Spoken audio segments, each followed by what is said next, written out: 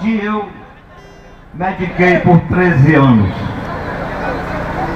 Quero neste momento aproveitar aqui, saudar o meu ex-vice-prefeito, Dr. Marcos Montenegro, que acabou de falar com vocês, aqui ao nosso lado.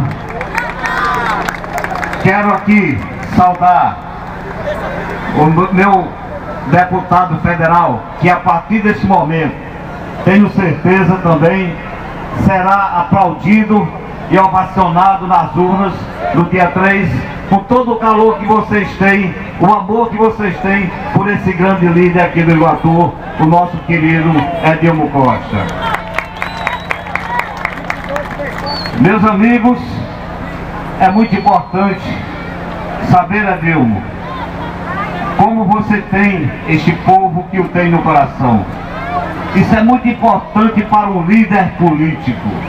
Líder, porque líder é aquele que tem o voto do povo. Líder não é aquele que compra o voto e compra a dignidade do povo.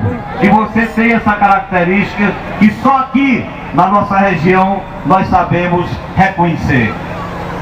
Portanto, a todo este povo, a toda esta gente maravilhosa de Iguatu, aonde eu vivi 13 anos, quero dizer aqui mais uma vez: mantenham este grande líder que com certeza amanhã ou depois irá fazer com que a prisão,